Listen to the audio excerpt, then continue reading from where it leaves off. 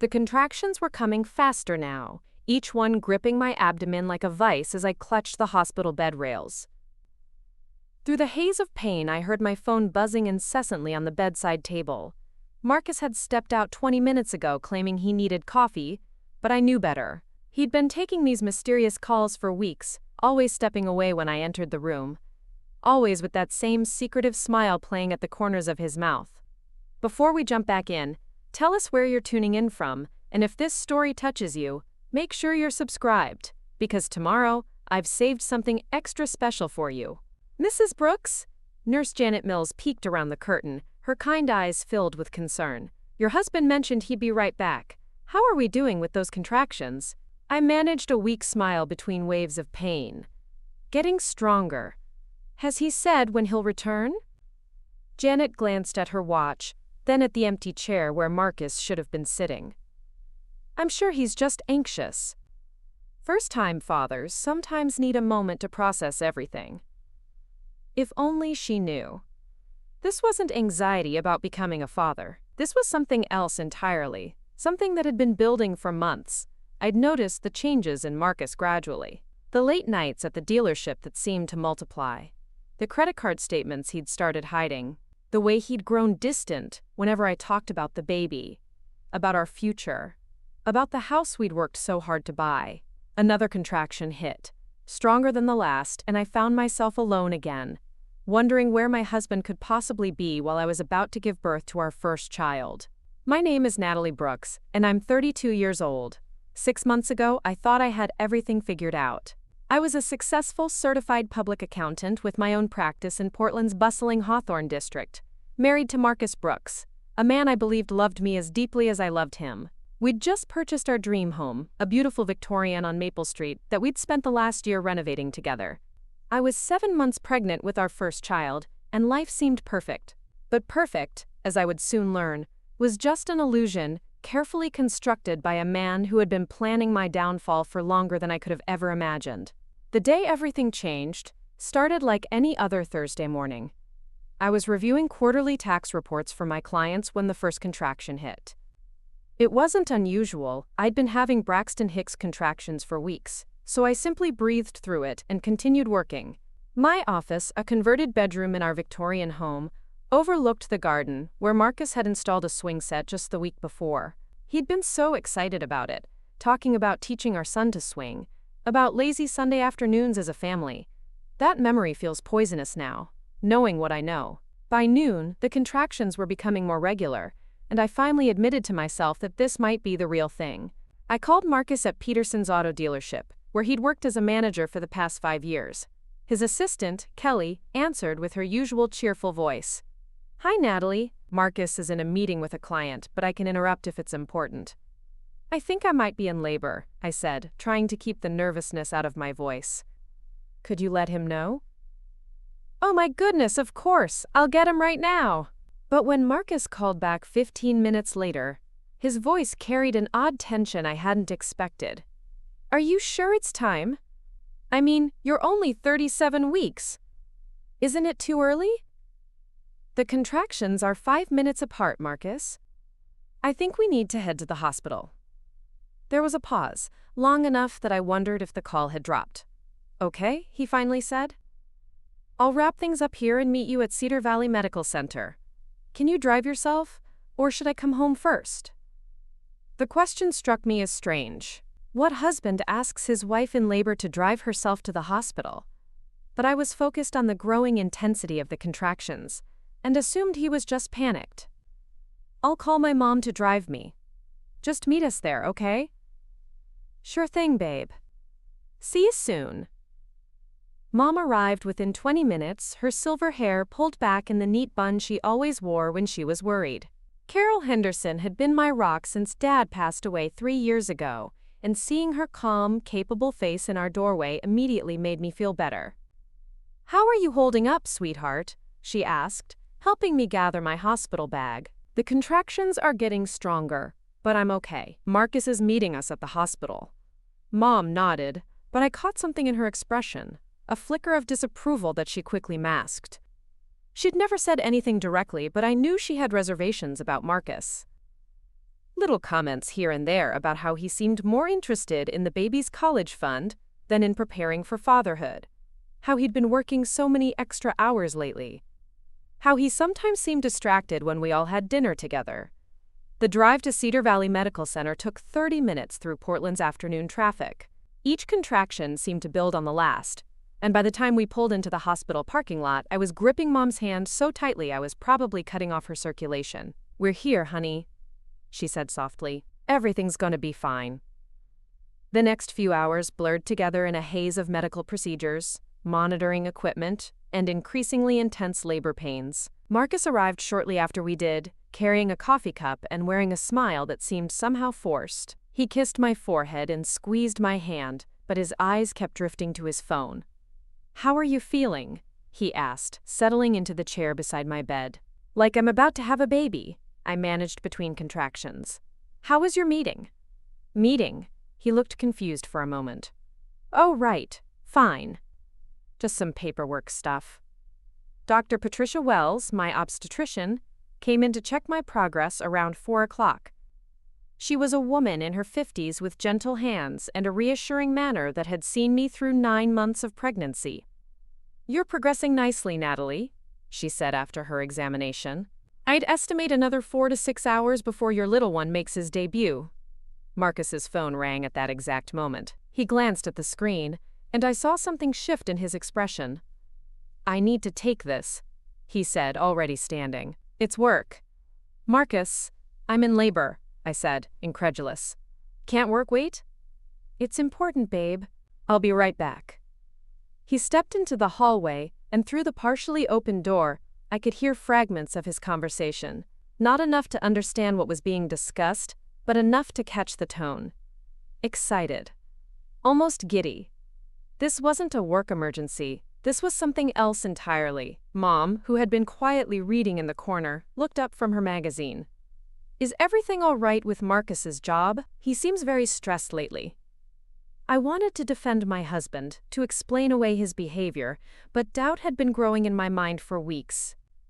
"I think he's just worried about providing for the baby. You know how men get about being good providers." But even as I said it, I knew it wasn't entirely true. Marcus made good money at the dealership, and my accounting practice was thriving. We weren't wealthy, but we were comfortable. More than comfortable, actually. The house on Maple Street was proof of that. We'd found the Victorian 18 months ago, and it had been love at first sight for both of us. The previous owners, an elderly couple named the Hendersons, no relation to my mother, despite the shared name, had maintained it beautifully, but it needed updating. Marcus had been as excited as I was about the renovation project. We'd spent weekends at home improvement stores, debating paint colors and cabinet hardware. He'd learned to install tile just so we could redo the bathroom ourselves. Those memories felt distant now as I watched him pace the hospital corridor, his voice animated as he talked to whoever was on the other end of that call. When he returned 15 minutes later, he seemed different, more relaxed, but also somehow more distant.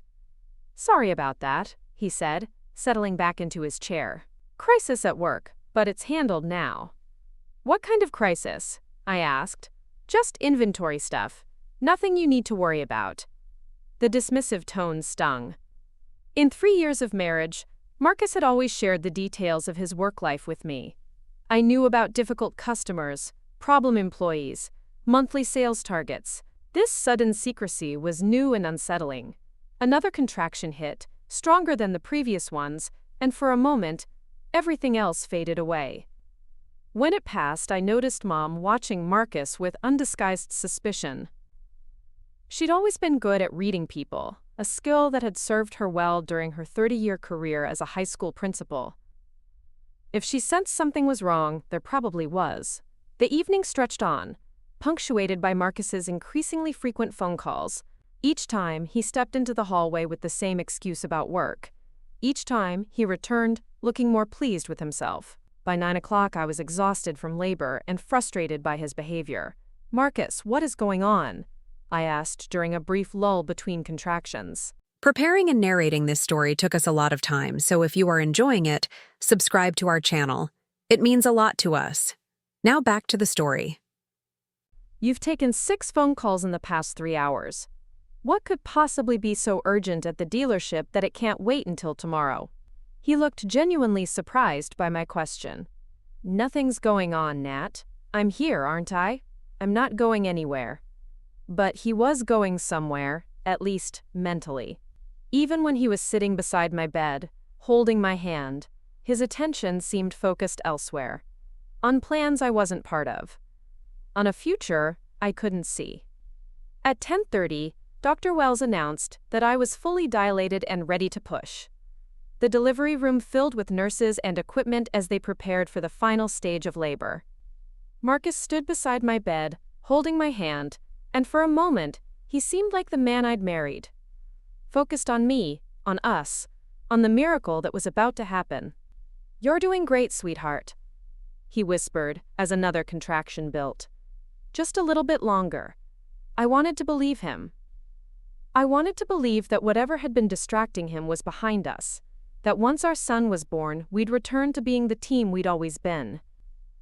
But there was something in his eyes, a distance that hadn't been there before, that made me question everything I thought I knew about the man I'd chosen to build a life with. The pushing phase of labor is intense in a way that's impossible to describe to someone who hasn't experienced it. Every muscle in your body working toward a single goal, every breath calculated, every ounce of strength focused on bringing new life into the world. For 45 minutes, nothing existed except the work of birth and the encouragement of the medical team around me. And then, at 11:47 p.m. on that Thursday night in October, our son entered the world. "He's beautiful," Dr. Wells announced, placing the squirming, crying baby on my chest. "Congratulations, Mom and Dad." The moment I felt my son's skin against mine, everything else faded away. The pain, the exhaustion, the worry about Marcus's strange behavior, all of it became secondary to the overwhelming love I felt for this tiny person who had just become the center of my universe. "Look at him, Marcus," I whispered, tears streaming down my face. "Look at our son." But when I glanced up at my husband, expecting to see the same wonder and joy that I felt, I saw something else entirely. He was looking at the baby, yes, but his expression was oddly calculating. Not the face of a man meeting his child for the first time, but the face of someone running numbers in his head. "He's perfect," Marcus said, but the words felt rehearsed. Automatic. The nurses took the baby to clean him up and run the standard newborn tests, while Dr. Wells delivered the placenta and began the process of stitching up a small tear. Mom, who had been crying happy tears in the corner, came over to kiss my forehead. "I'm so proud of you, honey," she said softly. "He's absolutely perfect." "Have you thought of a name?" Nurse Janet asked as she weighed the baby. Marcus and I had discussed names for months, finally settling on Thomas after my father, and James after Marcus's grandfather. But when I looked at Marcus expectantly, he seemed confused by the question. "Thomas," I said finally. "Thomas James Brooks." "That's beautiful," Janet said, making notes on her chart. 7 pounds, 4 ounces, and 20 inches long. A very healthy boy. They placed Tommy back in my arms, and I marveled at his tiny fingers, his perfect little nose, the way he seemed to study my face with serious, dark eyes that looked exactly like mine.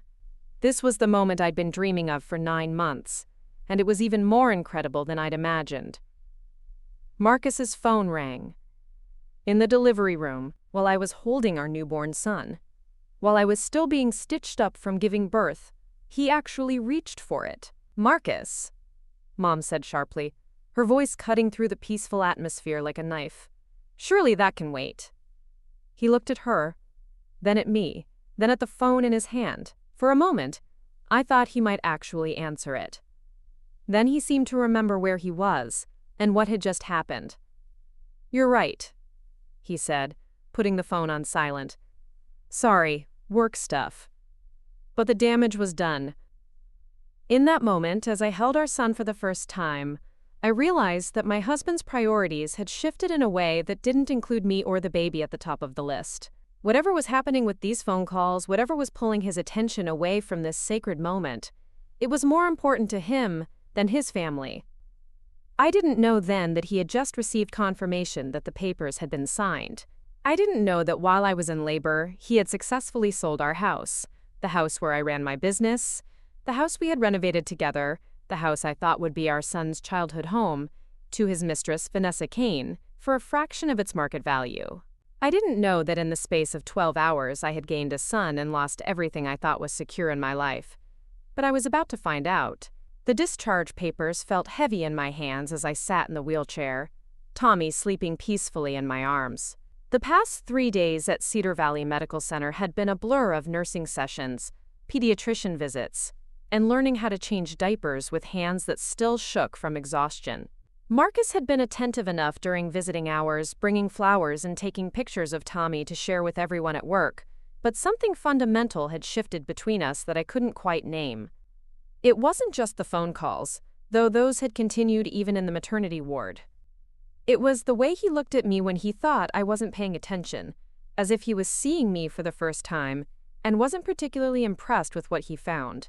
It was the way he talked about going home, with an odd emphasis on the word home, that made it sound less like our shared sanctuary and more like a temporary arrangement. "Ready to get out of here?" Marcus asked, appearing beside my wheelchair with a cheerfulness that felt forced. He was carrying my overnight bag and a ridiculous number of congratulatory flower arrangements from my clients and friends. "More than ready," I replied, adjusting Tommy's blanket. "I can't wait to get him settled in his nursery." Something flickered across Marcus's face at that comment, but it was gone so quickly I might have imagined it. "About that," he said as Nurse Janet began pushing my wheelchair toward the elevator, "we might need to make some adjustments to the house." "What kind of adjustments?" I asked. But Marcus had already stepped ahead to press the elevator button, effectively ending the conversation. The ride home should have been magical. Our first trip as a family of 3. Tommy secure in his brand new car seat. Autumn sunlight streaming through the windows as we drove through the familiar streets of the Hawthorne district. Instead, I found myself studying Marcus's profile as he drove, noting the tension in his jaw, the way his hands gripped the steering wheel just a little too tightly. "Is everything okay at work?" I asked as we turned onto Maple Street. "You've seemed really stressed lately." "Work's fine," he said, without taking his eyes off the road. "Actually, work's been really good lately. Some new opportunities opening up." "What kind of opportunities?" "Just some investment stuff. Nothing you need to worry about." There it was again, that dismissive tone that had become increasingly common over the past few months. As if my opinion, my involvement in our financial decisions, was somehow optional. It stung, especially given that I was the one with the accounting degree, the one who had always managed our household finances and investment portfolio. When we pulled into our driveway, I felt a rush of relief at seeing our beautiful Victorian home. The maple trees we'd planted the previous spring were showing their fall colors, and the porch swing Marcus had installed was moving gently in the October breeze. This was home. This was where Tommy would take his first steps, say his first words, grow into the person he was meant to become. But as Marcus carried my bags to the front door, I noticed something odd. There was a small sign in the front yard that hadn't been there when I left for the hospital. From the car, I couldn't make out what it said, but it looked official, like the kind of sign contractors put up when they're working on a house. "Marcus, what's that sign in the yard?" He followed my gaze, and his shoulders tensed visibly. "Just some paperwork stuff. I'll explain later." "Paperwork stuff?" I was getting tired of his vague answers. "Marcus, what's going on? Can we please just get inside first? You just had a baby, Nat. You shouldn't be worrying about signs and paperwork right now." But I was worrying, because the sign looked suspiciously like the real estate signs I'd seen in other yards around the neighborhood. The same company logo, the same format. My stomach began to churn with a dread I couldn't quite explain. Inside the house, everything looked exactly as I'd left it. My office space in the converted bedroom still had client files neatly organized on the desk. Tommy's nursery was ready and waiting, with the crib Marcus had assembled 2 weeks ago and the rocking chair where I'd planned to spend countless hours nursing and reading bedtime stories. Nothing had changed, yet something felt fundamentally different. "Let me get Tommy settled, and then we need to talk," I said, carrying our son toward the nursery. Actually, Nat, maybe we should put him in our room for now, just until we figure some things out. I stopped in the doorway of the nursery, my heart beginning to race. Figure what things out? Marcus, you're scaring me. He ran his hands through his hair, a gesture I recognized as his tell when he was about to say something he knew I wouldn't like. Okay, look. I didn't want to stress you out while you were in the hospital, but some things have happened while you were giving birth. What things? Sit down first. I don't want to sit down. I want you to tell me what's going on. Tommy stirred in my arms, responding to the tension in my voice, and I forced myself to take a deep breath. Whatever this was, I needed to stay calm for his sake. The house, Marcus began, then stopped. The thing is, we've been having some financial problems that I haven't wanted to burden you with. Financial problems? I stared at him in disbelief.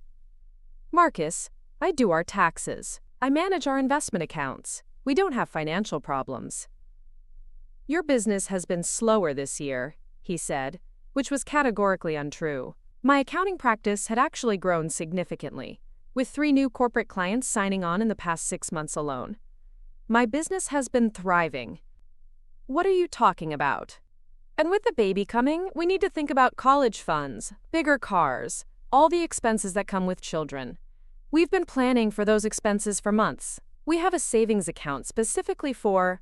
I sold the house. The words hit me like a physical blow. For a moment, I couldn't breathe, couldn't process what he'd just said. Tommy began to fuss, sensing my distress, and I automatically began swaying to calm him while my mind struggled to catch up.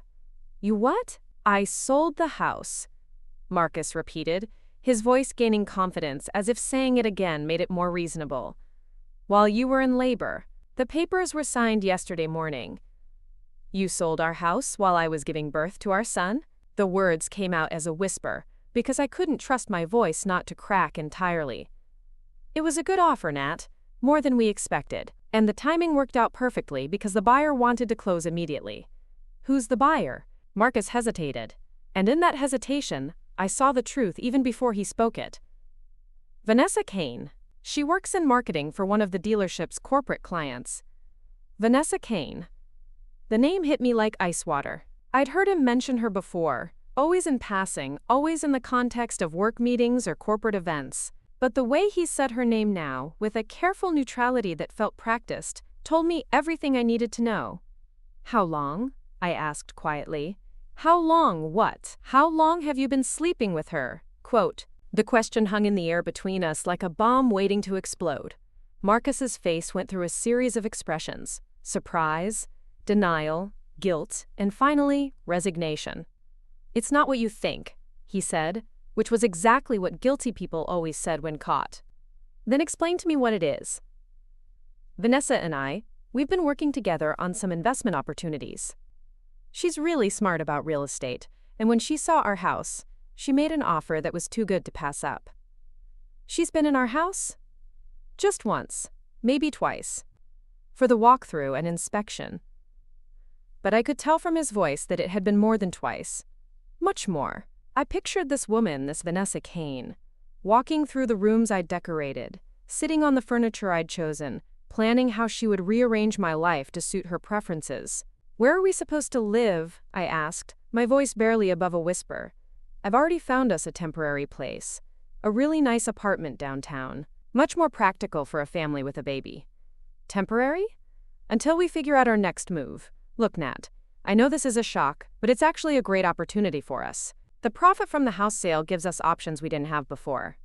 I stared at my husband, this man I'd shared a bed with for 3 years, this man whose child I was holding in my arms, and realized I didn't know him at all. The Marcus I'd married would never have made a major financial decision without consulting me.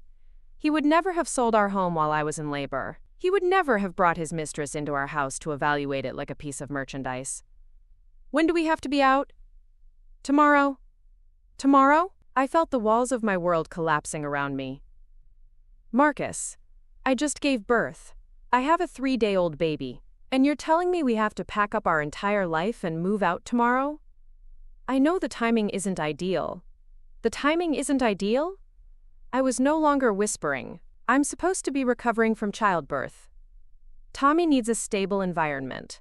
I have clients coming to my home office next week, and you think the timing isn't ideal? I've already canceled your appointments for the next few weeks, Marcus said, as if this was a helpful solution rather than another devastating blow. You need to focus on recovering and bonding with the baby anyway. That's when I knew. The canceled appointments, the sold house, the mysterious phone calls during labor. This wasn't a spontaneous decision or a financial emergency. This had been planned, carefully orchestrated. While I was focused on preparing for our son's arrival, Marcus had been systematically dismantling my life. You planned this, I said slowly. All of it. The whole time I was pregnant, you were planning to leave me. I'm not leaving you, Marcus protested. We're going to live in the apartment together. It's going to be great. You'll see. But I could hear the lie in his voice. This apartment, this temporary solution, it wasn't meant for both of us. It was meant to be a stopover. A place to park me and the baby, while he figured out how to make his transition to Vanessa Kane as smooth as possible. Tommy began crying in earnest now, hungry and uncomfortable, and probably picking up on the stress radiating from both his parents. I needed to feed him, to change him, to give him the care and attention he deserved. But I also needed to understand the full scope of what Marcus had done to us. I need to see the sale documents, I said, heading toward the nursery to care for Tommy. Nat, you don't need to worry about the legal stuff right now. I'm a certified public accountant, Marcus. I absolutely need to see the legal documents for the sale of my house. It's not your house, he said quietly. It's my house. It was in my name only. I stopped walking, turned around slowly, stared at him with growing horror as the full picture began to come into focus. What do you mean it was in your name only? When we bought it, remember? Your credit had that issue from the student loan mix-up, so we put everything in my name to get the better interest rate. We always meant to add you to the deed later, but we never had. In the chaos of renovations and work and pregnancy, adding my name to the deed had been one of those things we kept meaning to do and never got around to. One of those administrative details that seemed unimportant when you trusted your spouse completely. Now I understood why Marcus had been so confident, so casual about selling our home while I was in labor. Because legally, it wasn't our home, it was his home. And I was just someone who happened to live there. The renovation costs, I said slowly, my mind racing through the financial implications. I paid for most of the renovations. The new kitchen, the bathroom remodel, the electrical work. Those were gifts, Marcus said smoothly. Contributions to our household, no different from you cooking dinner or doing laundry. Gifts. He was calling the $15,000 I'd invested in improving our home gifts, as if I'd been playing house rather than building a life. Tommy's cries were getting more urgent, and I knew I needed to feed him before this conversation went any further. But as I settled into the rocking chair in his nursery, the nursery that would no longer be his in 24 hours, I began to understand the true scope of Marcus's betrayal. This wasn't just about an affair. This wasn't just about a man who'd fallen in love with someone else and wanted out of his marriage. This was about a calculated dismantling of my financial security, my professional stability, and my emotional well-being. While I'd been focused on becoming a mother, Marcus had been focused on ensuring that when he left me, I'd have as little as possible to fall back on. As Tommy latched on and began nursing contentedly, I found myself studying his perfect little face and making silent promises. I would protect him from this chaos. I would make sure he had stability and security, even if I had to rebuild my entire life from scratch. And somehow, some way, I would make sure that Marcus's carefully laid plans didn't succeed quite the way he expected them to. Because Marcus had made one crucial miscalculation in his scheme. He'd underestimated exactly how smart and resourceful his wife actually was. And he'd forgotten that certified public accountants are very, very good at following paper trails and finding hidden assets. As I sat in that rocking chair, nursing my son in what would be his nursery for only one more night, I began to think about numbers, account balances, investment portfolios, business assets, all the financial details of our marriage that Marcus had been so quick to dismiss as unimportant. He thought he'd played the perfect game, selling the house to his mistress and leaving me with nothing but a baby and an uncertain future. But Marcus had forgotten one very important thing about the woman he'd married. I didn't just manage our household finances. I managed our entire financial life. Every account, every investment, every asset we'd accumulated during our marriage. And while some things might have been in his name only, others were not. Others were very much in my control. The game Marcus thought he'd won was actually just beginning. And he had no idea what he was up against. The moving truck arrived at 7 in the morning, just as I was finishing Tommy's feeding. Marcus had arranged everything, with military precision, hiring professional movers who worked with the efficiency of people who'd done this many times before. They wrapped our furniture in blankets, loaded boxes with practiced ease, and asked no questions about why a woman with a 4-day-old baby was being forced to relocate on such short notice. I sat in the living room, holding Tommy and watching strangers dismantle the life I'd built, piece by piece. The couch where I'd spent countless evenings working on client files while Marcus watched television. The dining table where we'd hosted my mother for Sunday dinners and discussed baby names over morning coffee. The bookshelves I'd carefully organized with my professional development texts, and Marcus's collection of automotive magazines. "The apartment is really nice," Marcus said, settling beside me on the couch before the movers could take it. "Downtown location, modern amenities. You're going to love it." I didn't respond because I didn't trust myself to speak civilly. The apartment he'd chosen was a 1-bedroom unit in a building that didn't allow home businesses, which meant I'd have to rent office space elsewhere, assuming I could afford it after losing all the equity I'd built up in our home renovations. "Vanessa's been really understanding about the whole situation," Marcus continued, apparently interpreting my silence as interest in hearing more about his mistress. "She knows this is complicated, with the baby and everything." "How thoughtful of her," I managed to say, my voice carefully neutral. "She's actually really excited about the house. She has some great ideas for updating the guest bathroom and maybe expanding the kitchen island." The kitchen island I'd designed, the guest bathroom I'd personally retiled during my second trimester, working on my hands and knees while Tommy kicked against my ribs. Vanessa Kane was excited about improving the improvements I'd already made to what had been Marcus's bachelor pad when we met. "When did you first bring her here?" I asked. Marcus shifted uncomfortably. "What do you mean?" "To the house. When was the first time Vanessa came to our home?" "I don't remember exactly. A few weeks ago, maybe, when she mentioned she was looking for a place to buy." But I could tell from the way he avoided my eyes that it had been longer than a few weeks. Much longer. I pictured her walking through our bedroom, sitting at our kitchen counter, using our bathroom. The violation felt almost physical. "Did you sleep with her here?" "Nat, that's not..." "In our bed?" Marcus stood up abruptly, running his hands through his hair. "I don't think this conversation is helping anyone. We need to focus on moving forward, not relitigating the past."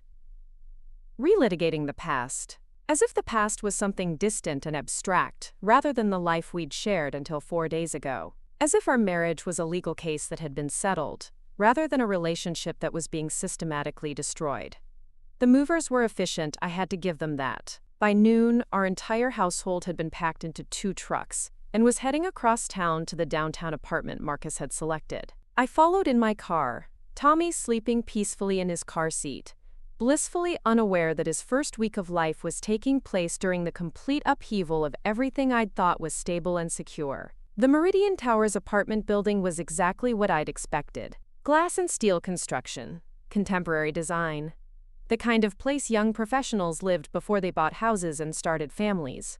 The lobby was all marble and chrome, designed to impress visitors and justify the premium rent prices. "We're on the 15th floor," Marcus announced as we waited for the elevator. Great views of the city. The apartment itself was undeniably nice. Hardwood floors, granite countertops, floor-to-ceiling windows that showcase downtown Portland's skyline. It was also completely impractical for someone with a newborn baby and a home-based business. The single bedroom was barely large enough for our king-size bed, let alone a crib. There was no space for my office equipment, no room for client meetings, no place to store the files and documents that were essential to my accounting practice. "Where am I supposed to work?" I asked as the movers began arranging furniture in the cramped living space. "There's a business center in the building," Marcus said. "You can rent time there when you need it." "Rent time?" As if my professional practice was a hobby I could pick up and put down at will. As if the clients who depended on me for their financial management would be content to meet in a shared workspace when they needed confidential consultations. Marcus, some of my clients require absolute privacy. I can't meet with them in a public business center. Then maybe it's time to consider other options, he said with a shrug. A lot of moms take a break from work when they have babies. A break from work. The work I'd spent years building. The reputation I'd established. The professional relationships that provided our family's primary source of stable income. He was suggesting I just abandon all of it because it was inconvenient for his new living arrangements. That's when I realized the true scope of his plan. This wasn't just about leaving me for another woman. This was about systematically dismantling my independence, my professional identity, my ability to support myself and Tommy without him. The sold house, the impossible apartment, the casual suggestion that I stop working, it was all designed to make me financially dependent on his goodwill, which meant he had seriously underestimated who he was dealing with. While the movers finished arranging furniture in configurations that didn't quite work in the smaller space, I fed Tommy again and began making mental lists. Client files that needed to be relocated. Office equipment that would have to be stored or moved to a new location. Bank accounts and investment portfolios that required immediate attention. I need to make some phone calls, I announced, settling Tommy in his travel crib. Work calls can wait, don't you think? Marcus said. You just moved, you should be resting. These aren't work calls, they're financial calls. I need to notify our banks about the address change and make sure all our accounts are properly updated. Marcus looked uncomfortable, but he couldn't reasonably object to basic financial housekeeping. Sure, of course. I'll start unpacking while you do that. I took my phone into the bedroom and closed the door. The first call was to our primary bank, Pacific Northwest Credit Union, where we'd maintained our joint checking and savings accounts since getting married. Mrs. Brooks, congratulations on your new baby. Sarah Martinez, our personal banker, sounded genuinely delighted to hear from me. How can I help you today? I need to update our address on all accounts, I said, and I also need to review our current balances and recent transaction history. Of course. Let me pull up your accounts now. While Sarah accessed our information, I could hear Marcus moving around in the living room, presumably unpacking boxes. But something about the rhythm of his movements suggested he was listening to my conversation, trying to gauge what I was discussing. Okay, I see your joint checking account with a current balance of $2,400, Sarah said. Your joint savings shows $800. Is that what you were expecting? My blood went cold. Our savings account had contained nearly $40,000 when I'd gone into labor. Our checking account typically carried between $8,000 and $10,000 to cover monthly expenses. Sarah, I think there might be an error, I said carefully. Can you show me the transaction history for the past week? Certainly. Let me see. There was a large withdrawal from savings on October 15th. $38,000 transferred to an external account. And then several smaller withdrawals from checking over the past few days. October 15th, the day I'd gone into labor. While I was in the delivery room bringing his son into the world, Marcus had been systematically draining our bank accounts. Can you tell me which external account received the savings transfer? I'm sorry, Mrs. Brooks, but I can only see that it went to an account at Columbia River Bank. I don't have the specific account details. Columbia River Bank, where Vanessa Kane probably did her banking, where Marcus had likely opened a new account that I knew nothing about. Sarah, I need to place a hold on any further large withdrawals from our accounts, I said. Can we set up a requirement for dual authorization on anything over $500? Absolutely, I can implement that immediately. Is there anything else I can help you with? Yes, actually. I need to know about our investment accounts. The portfolio we set up last year? Let me check on that for you. There was a pause while Sarah navigated through the system. I'm showing that account was closed on October 14th. The full balance was transferred out. October 14th. The day before I went into labor. Marcus had been busy. How much was transferred? The total portfolio value was $67,400. Nearly $70,000. Our entire investment portfolio, built up over 3 years of careful saving and strategic investing, gone. Transferred to accounts I couldn't access while I was focused on preparing for Tommy's birth. Mrs. Brooks, are you still there? Yes, I managed to say. I'm here. Is everything all right? These transactions were all authorized by your husband, so they're completely legitimate. But if you have concerns... No, it's fine. I lied. Just making sure I had the current balances correct. But it wasn't fine. Nothing about this was fine. While I'd been trusting Marcus to handle our financial affairs during the final weeks of my pregnancy, he'd been systematically transferring our assets to accounts I couldn't access. He'd stolen our savings, our investments, our financial security, all while maintaining the pretense of being an excited, expectant father. After hanging up with Sarah, I sat in the bedroom for several minutes, processing the full scope of Marcus's betrayal. This wasn't just an affair that had gotten out of hand. This wasn't just a man making impulsive decisions about real estate. This was theft. Carefully planned, methodically executed theft that had left me with a newborn baby and barely $3,000 to my name. But Marcus had made one crucial error in his calculations. He'd focused so intently on moving our shared assets into accounts I couldn't access that he'd forgotten about the assets that were mine alone. My business accounts at different banks. The business credit line I'd established in my company's name. The investment portfolio I'd maintained separately from our joint accounts, funded by profits from my accounting practice. The retirement account that had been automatic deposited from my business income for the past 5 years. Marcus had stolen our shared wealth, but he'd overlooked the wealth I'd built independently, and that oversight was going to cost him dearly. I made another series of phone calls, this time to First National Bank, where I maintained my business accounts. Everything was exactly as I'd left it. My company checking account contained $28,000. My business savings had $45,000. My SEP IRA retirement account had grown to nearly $90,000 over 5 years of consistent contributions. Marcus had gutted our joint accounts while leaving me with access to over $160,000 in business assets he'd apparently forgotten about. But that wasn't the only mistake he'd made.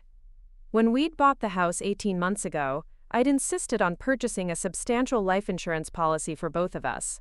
The monthly premiums came out of my business account, which meant the policies were assets of my company, not part of our joint holdings.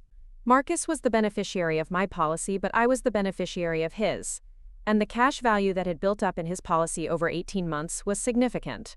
More importantly, the life insurance policies had been purchased as key person insurance for my business, protecting my company's financial stability in case something happened to either of us. Which meant that technically, legally, those policies belonged to my company, not to our marriage. I called the insurance company next. "Mrs. Brooks, how can I help you today?" The customer service representative sounded friendly and professional. "I need to make some changes to our policies," I said. "Specifically, I need to review the cash values and explore loan options." "Of course. Let me pull up your account information." Most people don't realize that whole life insurance policies accumulate cash value over time, and that cash value can be borrowed against, like a bank loan.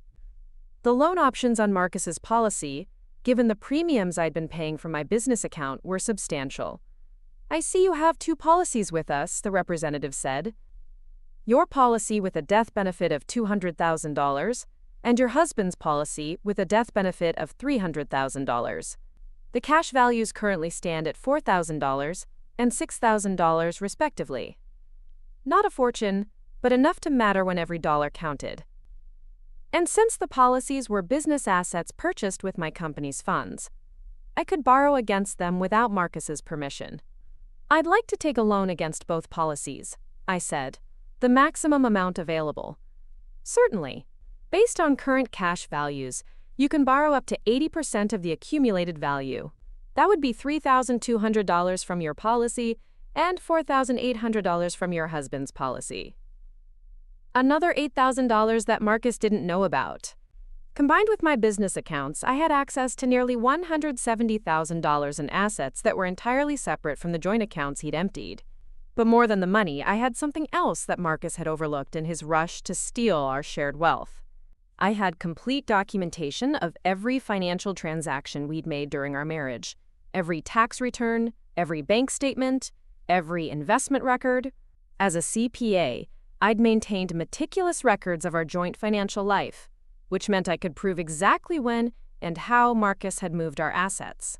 I could demonstrate the timing of his transfers relative to Tommy's birth. I could show a clear pattern of deception and financial manipulation that any divorce court would find highly unfavorable. Marcus thought he'd been clever, transferring our joint assets while I was distracted by labor and delivery. What he didn't realize was that he'd created a perfect paper trail of financial misconduct that would destroy him in divorce proceedings. I made one more call, this time to David Thornton, the attorney who'd handled the legal aspects of setting up my business. "Natalie, congratulations on the baby!" David's voice was warm and familiar. "How are you feeling?" "I've been better," I admitted. "David, I need your help with something urgent. It's about my marriage." "Of course, whatever you need." My husband sold our house while I was in labor, without my knowledge or consent. He's also transferred all of our joint assets to accounts I can't access. I need to know what my options are. There was a pause while David processed this information. "Natalie, I'm so sorry you're dealing with this right now. That sounds like a clear case of financial misconduct. When can you come in to discuss this properly?" "As soon as possible. I have documentation for everything." "How about tomorrow morning? 10 o'clock? I'll be there." After ending the call with David, I sat quietly in the bedroom for a few minutes, listening to Tommy's peaceful breathing and the sounds of Marcus unpacking in the living room. He was probably feeling quite pleased with himself, having successfully executed his plan to leave me financially dependent and professionally compromised. What he didn't know was that his plan had a fatal flaw. He'd underestimated the woman he'd married, forgotten about the business assets he couldn't access, and created legal evidence of financial misconduct that would be devastating in divorce court. Marcus thought he'd won the game by emptying our joint accounts and selling the house to his mistress. What he'd actually done was hand me every piece of evidence I needed to destroy him financially and legally. The next phase of this battle was going to be very different from what he expected. David Thornton's law office occupied the top floor of a restored brick building in downtown Portland, with floor-to-ceiling windows that overlooked the Willamette River. I'd been here several times over the years for business consultations, but never for anything this personal or devastating. Tommy slept peacefully in his carrier as I spread documents across David's conference table, creating a timeline of Marcus's financial deception that painted a picture so calculated and cruel it was almost hard to believe. "This is extraordinary," David said, reviewing the bank statements I'd compiled. "The timing alone makes this one of the most clear-cut cases of financial misconduct I've seen in 20 years of practice." The evidence was damning. Marcus had begun moving money 3 weeks before my due date, small transfers that wouldn't trigger automatic notifications. Then, while I was in active labor on October 15th, he'd made the largest transfer, emptying our savings account of nearly $40,000. The investment portfolio had been liquidated the day before, ostensibly to, quote, rebalance our holdings for the baby's college fund, according to the paperwork he'd signed. "The real estate transaction is even more problematic," David continued, examining the sale documents. "He sold the house for $60,000 below market value to someone he was having an affair with. No court is going to see that as anything other than asset hiding." I'd done my own research on comparable home sales in our neighborhood. Houses similar to ours were selling for between $280,000 and $320,000. Marcus had sold ours to Vanessa Kane for $220,000, essentially giving her a $60,000 gift at my expense. "What are my options?" I asked, adjusting Tommy's blanket as he stirred in his sleep. "Several, and all of them favorable to you," David said with the confidence of someone who'd won similar cases many times before. "First, we file for divorce on grounds of financial misconduct and adultery. Second, we request an immediate injunction freezing all assets that Marcus transferred during the week surrounding your labor. Third, we challenge the house sale as fraudulent conveyance." Can we actually get the house back? Very likely, yes. When someone sells real property below market value to hide assets from a spouse, especially during divorce proceedings, courts consider that fraudulent transfer. Vanessa Kane will probably lose the house and any money she put into it. The thought of Vanessa Kane losing her dream home that she'd stolen from my family gave me more satisfaction than I cared to admit. She'd thought she was getting a beautiful Victorian at a bargain price because she was sleeping with the right married man. What she'd actually done was purchase stolen property that would be taken away from her as soon as a judge reviewed the evidence. "There's something else," David said, his tone becoming more serious. The timing of these transfers, combined with the birth of your child, creates grounds for a criminal referral. What Marcus did might not just be divorce misconduct, it could be theft and fraud. Criminal charges? Possibly. When someone systematically transfers marital assets to hide them from a spouse, especially during a time when that spouse is physically incapacitated, it can constitute criminal theft under Oregon law. The district attorney's office has prosecuted similar cases. The idea of Marcus facing criminal charges hadn't occurred to me. I'd been focused on recovering our assets and protecting Tommy's future, but the possibility that Marcus could actually go to jail for what he'd done added a new dimension to the situation. What do you recommend? We start with the divorce filing and asset recovery, David said. Once we have injunctions in place to freeze his accounts and challenge the house sale, we can decide whether to pursue criminal charges. The threat alone might be enough to make him more cooperative in settlement negotiations. I signed the paperwork to retain David's services and authorize him to begin legal proceedings. As I wrote the check from my business account, I felt a grim satisfaction, knowing that Marcus had no idea about the resources I had access to.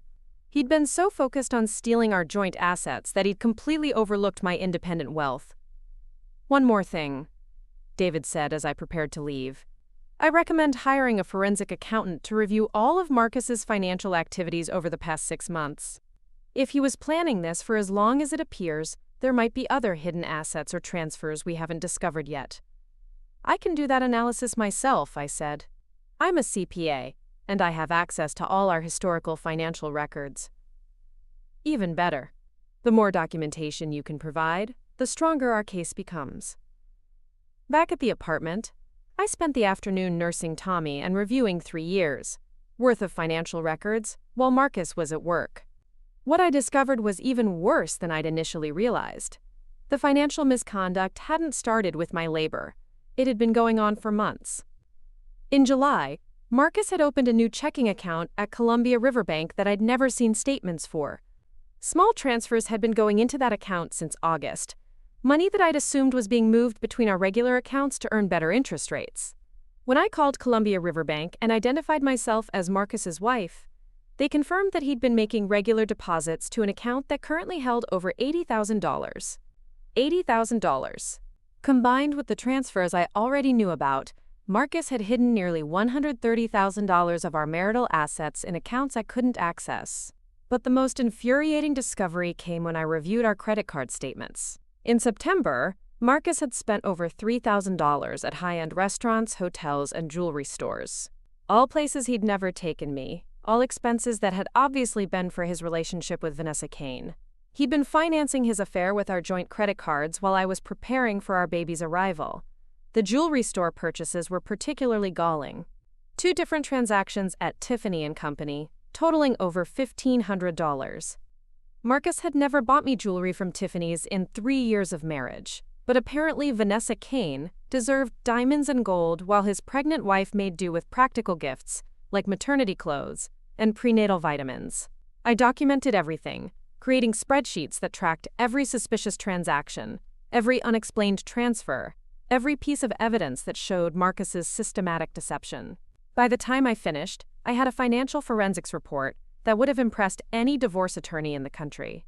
That evening, Marcus came home from work in an unusually good mood. He brought takeout from an expensive downtown restaurant and a bouquet of flowers that probably cost more than our weekly grocery budget. "How was your first full day in the new place?" he asked, settling beside me on the couch as I fed Tommy. "Enlightening," I said, keeping my voice neutral. "I know the adjustment is hard, but you'll see. This is going to be so much better for all of us. No more house maintenance, no more yard work. We can focus on being a family." The hypocrisy was breathtaking. He was talking about focusing on family while having systematically stolen our savings to fund his affair and buy a house for his mistress. "Marcus, I need to ask you something," I said carefully. "When you moved our investment money, where did it go?" He looked surprised by the question. "I told you, I repositioned some things for better returns." "Why?" "I'm just trying to understand our current financial situation. With the move and the baby, I want to make sure we're on solid ground." "We're fine," he said dismissively. "Better than fine, actually. The house sale gave us a lot more flexibility." "How much flexibility exactly?" "Enough that you don't need to worry about going back to work right away. You can take time to really bond with Tommy. Maybe consider staying home permanently." There it was again. The suggestion that I abandon my career. The career that had generated most of our household income for the past 3 years. The career that had paid for the house renovations he'd profited from when he sold to his mistress. "I don't want to stay home permanently," I said. "I love my work, and my clients depend on me." "Your clients will find other accountants," Marcus said with a shrug. "Tommy needs his mother more than some random businesses need their bookkeeper." Bookkeeper. He'd called me a bookkeeper, as if my CPA designation and professional practice were equivalent to basic data entry. As if the complex tax planning and financial analysis I provided to my clients was interchangeable with any entry-level accounting clerk. "I'm not a bookkeeper, Marcus. I'm a certified public accountant with a thriving practice." "Whatever. The point is, you have options now. We have options." I wanted to ask him directly about the hidden accounts, about the money he'd transferred, about the credit card charges for his affair. But David had advised me to gather information quietly, rather than confronting Marcus directly. The more he thought I was unaware of his financial deception, the more likely he was to make additional mistakes that would strengthen my legal case. "Have you talked to Vanessa about when she's planning to move into the house?" I asked instead. Marcus's face lit up at the mention of her name, which told me everything I needed to know about the depth of his feelings for his mistress. "She's really excited about it," he said. "She has some great ideas for improvements. Maybe expanding the master bedroom, updating the guest bath." The master bedroom where Tommy had been conceived. The guest bathroom I'd retiled myself while 7 months pregnant. Vanessa Kane was planning to improve the improvements I'd made, using the house I'd helped create as the foundation for her new life with my husband. "That sounds expensive," I observed. "She's got good taste and the budget to match," Marcus said proudly, as if his mistress's financial resources were something he'd personally achieved. "What does she do for work again?" "Marketing coordinator for Apex Industries. They're one of the dealership's biggest corporate clients." Apex Industries. I made a mental note to research the company later. If Vanessa Kane worked for a major corporate client of Marcus's dealership, their relationship might violate workplace ethics policies or conflict of interest rules that could cause problems for both of them professionally.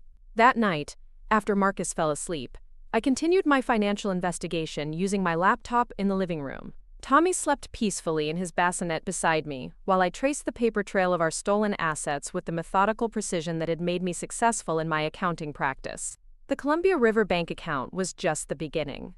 Using publicly available property records, I discovered that Marcus and Vanessa had applied for a joint business license 3 weeks before Tommy's birth. The business, called Kane Brooks Property Development, was supposedly a real estate investment company. But looking at the incorporation documents, it was clear that it was actually a vehicle for hiding assets and legitimizing their relationship. The business license listed the Maple Street house as its primary office address, which meant Marcus had been planning to use our home as the headquarters for a company he was starting with his mistress. He'd literally been preparing to turn the house I'd renovated into the business base for his affair, all while I was preparing to give birth to his child. But the most devastating discovery came when I searched property records for Vanessa Kane's name. She didn't just own our former house. She owned 3 other properties in Portland, all purchased within the past year, all significantly below market value. Vanessa Kane wasn't just Marcus's mistress. She was a sophisticated real estate investor who specialized in acquiring undervalued properties from distressed sellers, which meant Marcus wasn't her first victim. The pattern was clear. Identify married men with valuable real estate, seduce them, convince them to sell their homes below market value, then move on to the next target. Marcus thought he was having an affair with a young marketing coordinator who was impressed by his success. What he'd actually done was fall prey to a predatory real estate scammer who specialized in destroying marriages for profit. I sat back in my chair, staring at the evidence I'd compiled. Marcus wasn't just cheating on me. He was being cheated by someone far more sophisticated and calculating than he was. Vanessa Kane had played him perfectly, making him believe he was the one in control, while she systematically extracted our assets for her own benefit. The irony was almost poetic. Marcus had betrayed his family to be with a woman who was betraying him. He'd stolen our savings to fund a relationship with someone who was stealing from him. He thought he'd found love and financial opportunity with Vanessa Kane, but what he'd actually found was a master manipulator who was using him exactly the way he'd used me. Armed with this new information, I had everything I needed to destroy both of them. Marcus had committed financial fraud and adultery. Vanessa had engaged in real estate fraud and possibly wire fraud if any of her property acquisitions had involved interstate transactions. They'd both seriously underestimated the woman they thought they'd left powerless and homeless with a newborn baby. Tomorrow, I would call David Thornton and provide him with the additional evidence I'd uncovered. Then I would contact the FBI's white-collar crime division about Vanessa Kane's real estate fraud scheme. And finally, I would begin the process of recovering not just our stolen assets, but also the assets Vanessa had stolen from her other victims. Marcus thought he'd won by selling our house and stealing our savings. What he'd actually done was expose himself and his accomplice to criminal prosecution that would destroy both their lives and their freedom. The game he thought he'd finished was about to begin in earnest, and this time, I was playing to win everything. The meeting with FBI Special Agent Rebecca Chen took place in a sterile conference room at the Federal Building downtown. Tommy slept in his carrier while I spread 3 years' worth of financial documents across the table, creating a timeline that revealed the scope of Vanessa Kane's real estate fraud operation. Agent Chen, a woman in her 40s with sharp eyes and an economy of movement that suggested she'd handled similar cases many times before, studied my documentation with growing interest. "You've done exceptional work here, Mrs. Brooks," she said, reviewing the property records I'd compiled. "This appears to be a sophisticated fraud scheme targeting married men with valuable real estate holdings." The evidence was overwhelming. Vanessa Kane had systematically seduced 4 different married men over the past 2 years, convincing each to sell their homes to her at below-market prices. The pattern was identical in every case: an affair with a man whose wife was temporarily incapacitated, followed by a distressed sale that netted Vanessa hundreds of thousands of dollars in instant equity. The other victims, Agent Chen continued, did their wives know what was happening? "I contacted 2 of them yesterday," I said. Both women thought their husbands had made legitimate business decisions during family crises. One was dealing with her father's cancer diagnosis. The other had just lost her mother and was handling estate affairs. In both cases, Vanessa targeted men whose wives were distracted by family emergencies. And the total financial damage? Approximately $400,000 in below-market sales, plus hidden assets and stolen marital funds. Marcus was actually her smallest victim, but the timing with my labor makes his case the most legally clear-cut. Agent Chen made notes on her tablet, occasionally asking clarifying questions about specific transactions or timeline details. She was particularly interested in the Kane Brooks property development business license and the way Marcus and Vanessa had structured their financial relationships to hide assets from their respective spouses. "We'll need to coordinate with the district attorney's office," she said finally. "The fraud charges will be federal, but the theft and adultery components fall under state jurisdiction. Are you prepared to testify if this goes to trial?" "Absolutely," I said without hesitation. "I want them both prosecuted to the fullest extent of the law." 3 weeks later, the arrests were made simultaneously. Marcus was taken into custody at Peterson's auto dealership on charges of theft, fraud, and criminal conspiracy. Vanessa Kane was arrested at our former house on federal charges of wire fraud, mail fraud, and racketeering. The local news covered both arrests extensively, particularly the details about how Vanessa had sold the house to herself using money stolen from the victims' marital assets. I watched the news coverage from my new office space in a downtown building that catered to professional services. Within days of the arrests, I'd rented a suite that was twice the size of my old home office, with a conference room for client meetings and enough space for the 2 additional CPAs I was planning to hire. Business had actually improved since the scandal broke, with several new clients seeking representation from the accountant who'd outsmarted sophisticated financial criminals. "Mrs. Brooks?" My assistant, Jennifer Walsh, knocked on my office door. Quote, "Your attorney is here for the 3 o'clock meeting." David Thornton entered carrying a thick folder and wearing the satisfied expression of someone who'd just won a major victory. The civil asset recovery had moved faster than anyone expected, largely because both Marcus and Vanessa had decided to cooperate with authorities rather than face additional charges. "The house reverts to you next Friday," David announced, settling into the chair across from my desk. "Vanessa's purchase is being voided as a fraudulent transaction, and she'll forfeit the earnest money and down payment she made." "What about the money Marcus transferred to their hidden accounts?" "Full recovery plus interest and penalties."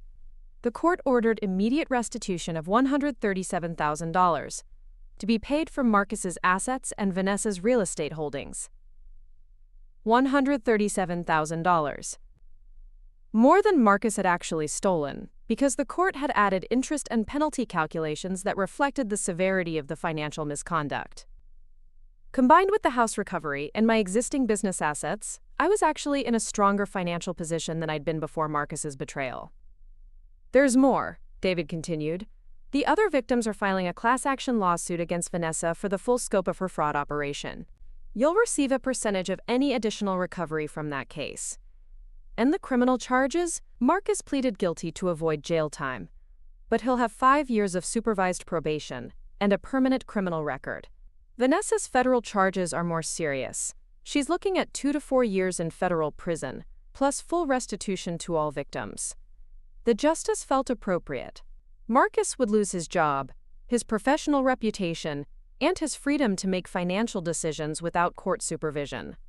Vanessa would lose her freedom entirely, plus every property she'd acquired through fraud.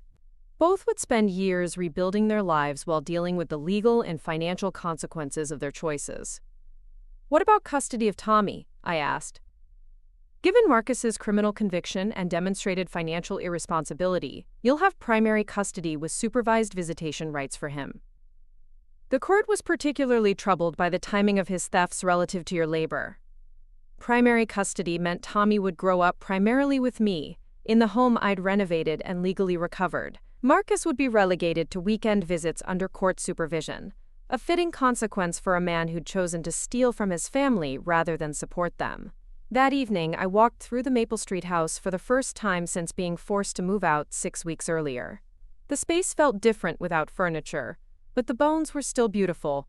The kitchen I'd designed, the bathroom I'd retiled, the living room where Tommy would take his first steps. All of it was mine again, legally and permanently. Tommy gurgled contentedly in his carrier as I measured rooms and planned furniture arrangements. My mother had offered to help with the moving process, and several of my clients had recommended contractors for any updates I wanted to make. The house would be our home again, but this time it would belong entirely to me, with no risk of someone selling it while I was vulnerable. My phone rang as I stood in what would again be Tommy's nursery. The caller ID showed Marcus's number, but I'd blocked his ability to call directly. This call was coming through the court-mandated communication system that monitored all contact between us. "Natalie?" Marcus's voice sounded hollow and defeated. "I heard about the house. That you're moving back." "That's correct," I said, keeping my tone businesslike. "I want you to know, I never meant for things to go this far. The whole situation with Vanessa, it got out of hand." "You mean the situation where you stole our savings and sold our house to your mistress while I was giving birth to your son?" There was a long pause. "I know how it looks, but it wasn't supposed to happen like that. Vanessa said she just wanted to help us with our financial problems." Even now, even after everything that had been revealed about Vanessa's fraud operation, Marcus still didn't understand that he'd been manipulated. He still believed that their relationship had been about love rather than theft. "We didn't have financial problems, Marcus. We had a comfortable life and a secure future until you decided to destroy it." Quote, "I miss Tommy," he said quietly. "I miss being a family." You should have thought about that before you chose to betray your family for someone who was using you to commit crimes. "Can I see him?" "I know the court said supervised visits, but maybe we could work something out privately." "No," I said firmly. "All contact will go through the court-mandated system. Tommy deserves stability and security, which means following legal guidelines designed to protect his best interests." After hanging up, I stood in the empty nursery thinking about the future Tommy and I would build together. He would grow up knowing that his mother had fought for their home and won. He would learn that actions have consequences, that integrity matters, that family means protecting the people you love rather than exploiting them. The next month passed quickly as I moved back into the house and re-established our routines. My accounting practice flourished in its new downtown location, with enough growth to justify hiring the additional staff I'd planned. Tommy thrived in the familiar environment of his nursery, sleeping through the night and reaching developmental milestones right on schedule. Marcus's supervised visits were awkward and brief. He seemed genuinely remorseful about his choices, but also confused about how completely his life had unraveled. The man who'd thought he was cleverly manipulating his wife and securing his financial future had instead destroyed his career, his freedom, and his family relationships. He'd traded everything stable and valuable in his life for a fantasy relationship with a criminal who'd been using him from the beginning. The final resolution came 8 months later, when Vanessa Kane was sentenced to 3 years in federal prison and ordered to pay full restitution to all victims. The class action lawsuit had uncovered 2 additional fraud victims, bringing the total recovery to over $600,000. My share of the settlement was enough to pay off the house completely and establish college funds for Tommy that would see him through graduate school. On Tommy's first birthday, I threw a party in the backyard where Marcus had once installed a swing set for a son he'd barely bothered to get to know. My mother was there, along with several of my clients who'd become friends, and the 2 attorneys who'd helped me recover everything Marcus had tried to steal. Tommy took his first steps that day, walking from the porch to the garden with the determination of someone who knew exactly where he was going. Marcus called through the court system that evening, asking if he could attend future birthday parties or family events. I politely declined. Tommy would grow up knowing his father through supervised visits and court-mandated child support payments. But he would also grow up understanding that family meant people who protected and supported each other, not people who betrayed and abandoned each other when life became challenging. As I put Tommy to bed that night in the nursery that was rightfully his, I reflected on the lessons I'd learned over the past year. Trust could be broken, but it could also be rebuilt with the right people. Financial security could be threatened, but it could also be recovered through careful planning and legal action. Family could be redefined to include the people who actually showed up when support was needed. Marcus had thought he could steal my home, my savings, and my future while I was at my most vulnerable. What he'd actually done was teach me exactly how strong and resourceful I could be when protecting what mattered most. He'd tried to leave me homeless and helpless with a newborn baby, but instead, he'd given me the motivation to build a life that was more secure and successful than anything we'd shared together. The house on Maple Street was quiet now, filled with the peaceful breathing of a sleeping baby and the satisfaction of a woman who'd fought for justice and won. Tomorrow would bring new challenges and new opportunities, but tonight, Tommy and I were home, safe and secure in the knowledge that some battles are worth fighting, and some victories are worth whatever they cost to achieve. The swing set in the backyard moved gently in the evening breeze, waiting for the day when Tommy would be old enough to use it safely. By then, he'd be walking confidently through a life built on honesty, integrity, and the absolute certainty that his mother would always fight to protect what belonged to their family. Marcus had tried to steal our future, but what he'd actually done was secure it in ways he'd never imagined possible. Sometimes the greatest victories come from the battles you never wanted to fight, and sometimes the strongest foundations are built from the rubble of relationships that were never worth preserving in the first place. Up next, you've got 2 more standout stories right on your screen. If this one hit the mark, you won't want to pass these up. Just click and check them out.